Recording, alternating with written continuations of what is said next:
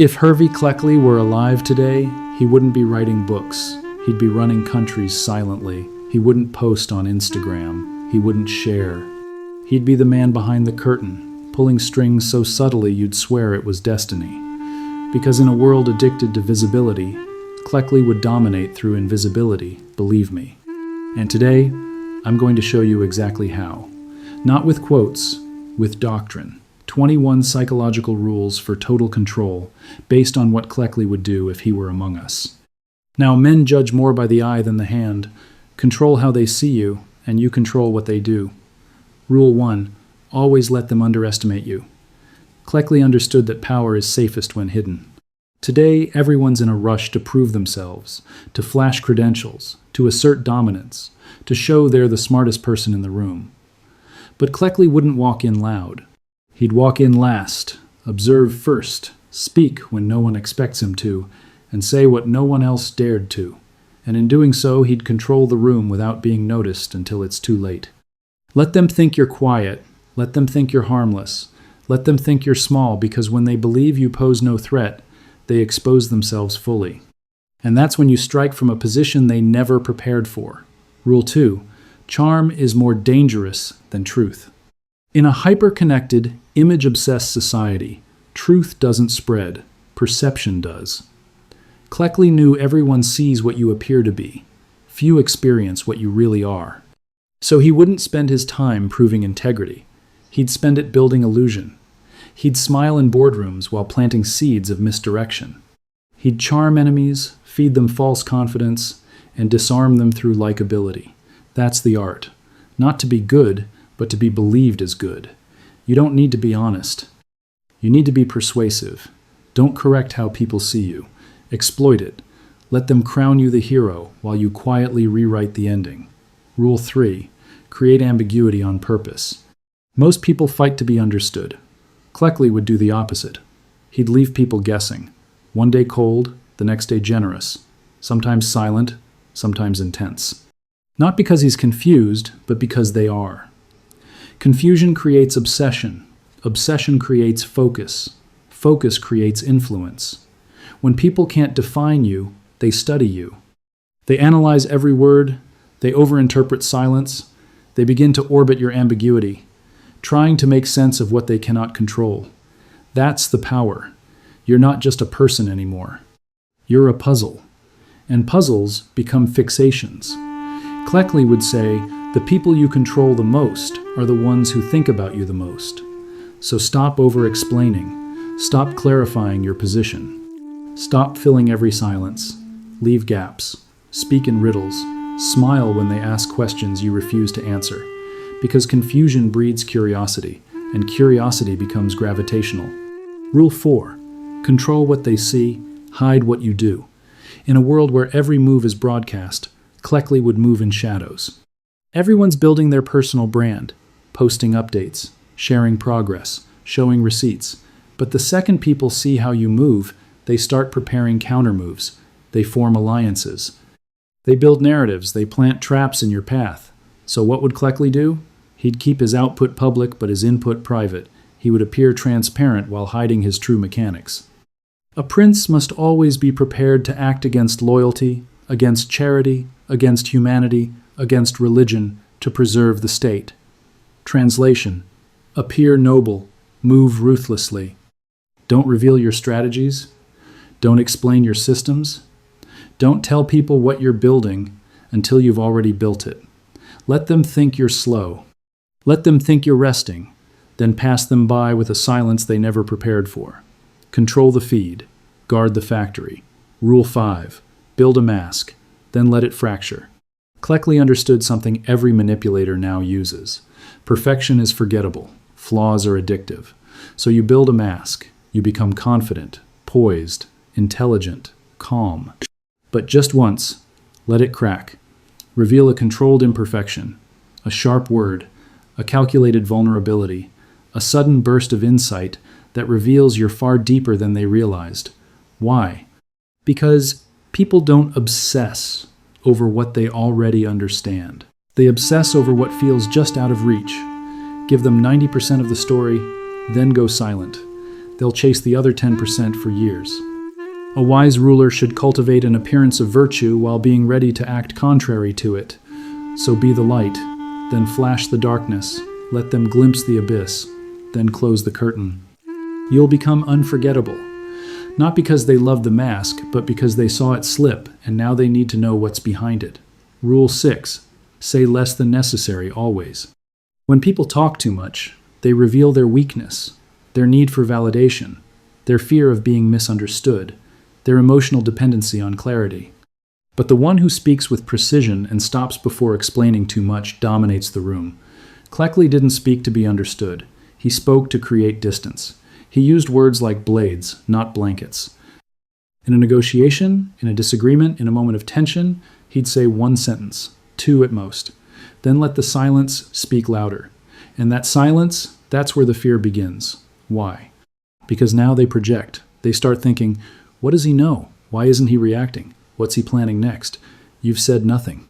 But they've written a novel in their heads, and you're the villain they can't outmaneuver. So what do you say in power? Exactly enough. Not to satisfy, not to impress, just to control the rhythm of thought. Then stop. Let them lean in. Let them guess. Let them sweat. Because mystery, real mystery, is forged in the space between words. Rule 7. Blur the line between threat and ally. In today's world, people are obsessed with knowing where everyone stands. Who's on their side? Who's against them? Who's safe? And who's a threat? Cleckley would never let them feel that certainty. He'd sit with enemies at dinner, compliment rivals publicly, defend people he privately planned to remove. Why? Because when people think you're dangerous, they prepare for war. But when they think you're neutral, they sleep. And the best time to move is when they're asleep.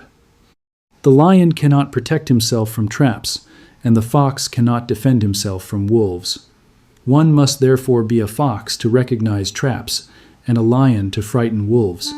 You must be both. So you compliment your enemy's idea just before you outmaneuver them? You agree with the critic just before replacing them in silence?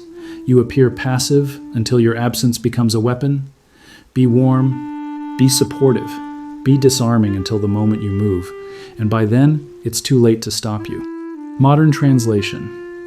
Say less, smile more, play neutral, and then remove them, while they're still confused about whether you are even a threat. Rule 8. Make them feel safe right before you take power. The easiest way to remove someone is not by fighting them. It's by making them believe you're no threat. You're on their side. You want them to win. Then, when they finally trust you, you move. Cleckley would study your patterns, mimic your language, praise your ideas, and disagree softly. He'd never make you feel like you're losing. He'd make you feel like you're guiding him. And once you feel safe, he would act decisively, quickly, cleanly, and by the time you feel betrayed, he's already in your seat. Men are so simple and so much inclined to obey immediate needs that a deceiver will never lack victims. So tell them what they need to hear, show them what they want to see, and take what they never thought you'd touch, all while smiling. Rule 9. Make people dependent, then remove yourself. If Cleckley wanted to dominate someone, he wouldn't threaten them. He'd help them in ways that slowly, silently created dependence. He'd teach them something no one else could. Solve a problem no one else would. Provide stability they hadn't earned. Become irreplaceable without ever asking for recognition. And then he'd leave. Not in anger, not with revenge, just withdrawal. Why? Because nothing destroys people faster than the sudden absence of what they've grown addicted to. Men are kept honest only by necessity. When they are free to act, they are dishonest. So Cleckley would become your necessary illusion, the person you thought you didn't need until you lost them. That's how you become unforgettable. Create a void. Make them lean on you, then take your hand away mid-step. They won't hate you. They'll hate how much they need you and spend years trying to fill the space. Rule 10. Weaponize the favor. Most people offer help to be liked. Cleckley would offer help to create leverage. If he gave you something, he wouldn't let you forget it. He wouldn't collect with force. He'd collect with presence. You'd feel indebted. You'd feel small. You'd feel a psychological imbalance you couldn't fix. And that's the point. You offer them a shortcut, a solution, an advantage. Then you pull back slightly. You don't ask for anything. You just let the imbalance ache until they start paying you back in loyalty, favors, information, or submission. And if they forget, you remind them subtly. Remember that time just once enough to make them realize you own a piece of their pride. Favors, when used with patience, become psychological chains, and the longer they stay unacknowledged, the heavier they feel. Rule 11. Manufacture loyalty by letting them betray others for you. People think loyalty is earned by kindness. It isn't. Cleckley knew the best way to make someone loyal is to get them to compromise for your benefit. You don't force betrayal. You allow it. Let them tell you something they shouldn't. Let them break a small rule in your favor. Let them talk badly about someone to win your approval. You never ask. You never pressure. You just leave the door slightly open and they walk through it. Now they're tied to you, not by admiration, but by complicity. People protect the things they've compromised for. So when someone betrays others in your direction, they're investing in you. And the more they invest, the less they can afford to lose you. That's how Cleckley would create allies, not through charisma, but through entanglement. Rule 12. Break alliances from the inside. Cleckley didn't just outmaneuver individuals. He dismantled entire networks, but not by confrontation, by erosion. He wouldn't attack the alliance. He'd infiltrate it. He'd plant ideas, seeds of doubt, misalignments in values. He who causes another to become powerful ruins himself. So he'd identify the strongest bond in the group and slowly infect it with suspicion. I heard he said something about you. Have you noticed how she never really defends you? I'm not saying anything. Just watch how they act. That's all it takes. You don't need to destroy the alliance. You just make them destroy it themselves. Let their fear of betrayal do the work for you. Because once trust breaks inside a group, the whole structure collapses without a single blow. Rule 13. Reflect their insecurities back at them gently. If you want someone to obey you without realizing it, make them feel seen, but only in ways that confirm their self-doubt. Not with insult, not with criticism, with soft, carefully timed comments. You're really brave, especially for someone who's not used to attention.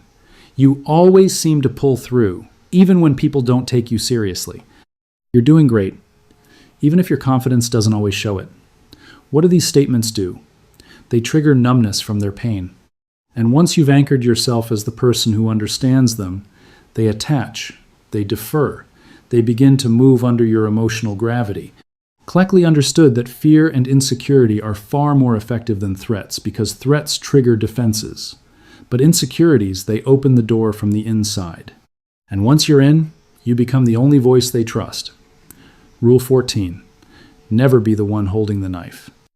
In every betrayal, in every decision, in every ruthless removal, Cleckley had one golden rule: let others do the dirty work. He would orchestrate outcomes, whisper ideas, influence decisions, but never be the one in the spotlight. When someone needed to be cut off, he'd make it seem like they were never loyal to begin with. When a rival needed to be removed, he'd let them self-destruct with just the right amount of provocation. When chaos needed to happen, he'd feed both sides information, then step away before the fire ignited. Why? Because if you're seen as the executioner, you gain enemies. But if you're seen as the inevitable alternative after someone else fails, you gain followers. This is the Cleckley masterpiece, the illusion of clean hands. You orchestrated everything. You controlled everyone, but no one can prove it. And even if they suspect you, you're already sitting where the last man stood. Rule 15. Say nothing and let them reveal everything. In any room, the most powerful person isn't the loudest. It's the one who says nothing and watches everything. Why? Because silence is a weapon disguised as passivity.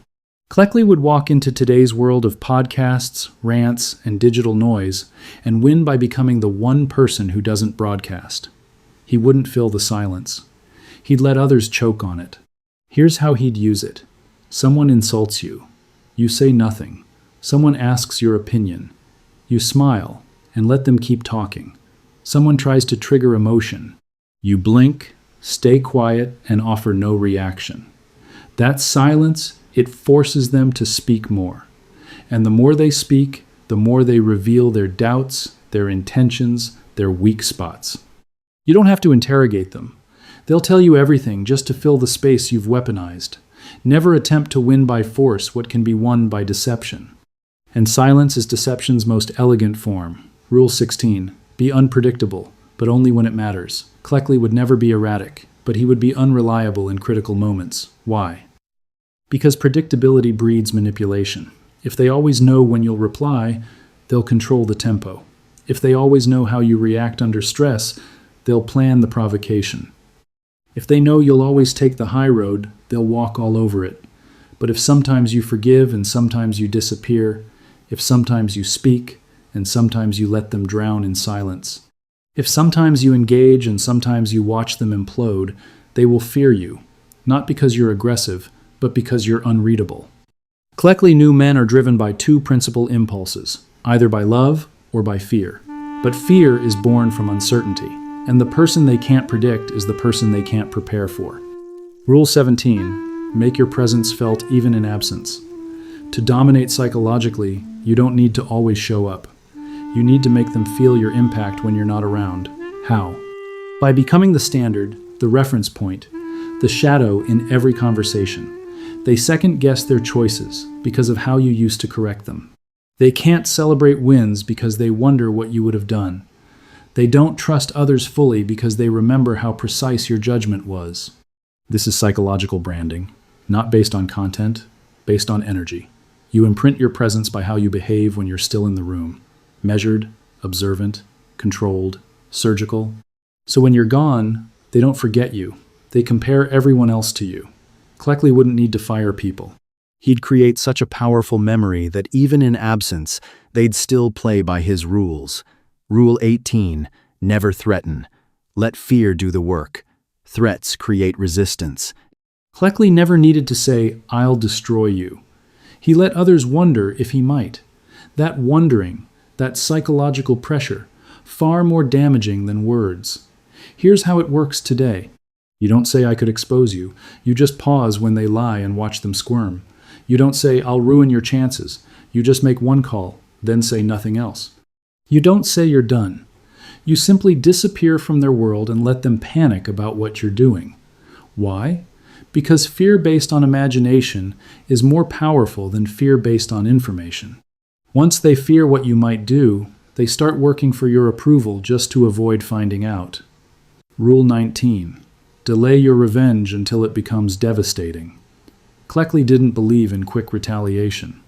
He believed in watching, waiting, letting the offense rot until the timing was perfect.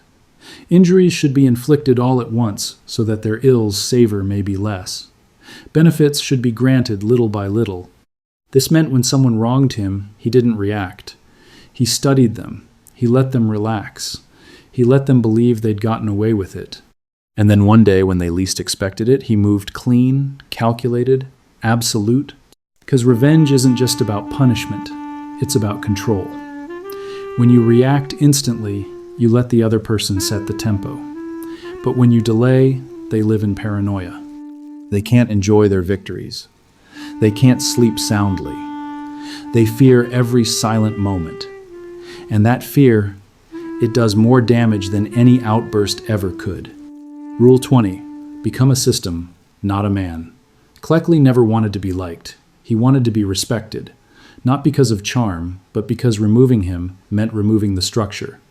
That's the modern move. Stop being a name. Start being a network, an idea, a standard, a strategy, embedded in how others operate. Train others to think like you. Make yourself essential in systems no one else understands. Embed your voice in decisions that echo after you're gone. So even if they don't want you, they can't function without you. This is how legacies form. You aren't just feared while present. You are remembered in systems they can't delete. That's not influence. That's permanent psychological control. Rule 21. Make them afraid to speak your name. The final form of power isn't recognition. It's haunting. Cleckley would be the person people reference indirectly. You know who I mean. Don't end up like him. You know how that move played out last time. They wouldn't say his name, because even naming you feels like invoking something bigger than they can handle. You don't trend. You linger. You don't win arguments. You change the atmosphere. You become the one they fear bringing up, because everyone else in the room already knows the consequences. If Cleckley were alive today, he wouldn't be shouting online. He wouldn't be looking for followers. He'd be hidden in power structures, shaping narratives behind smiles and silence. He'd be the voice in your head that says, don't respond, don't reveal, let them speak first. And most importantly, don't chase respect. Position yourself so they can't breathe without it. That's how you win. Not with fame, not with noise, with a legacy they can't stop.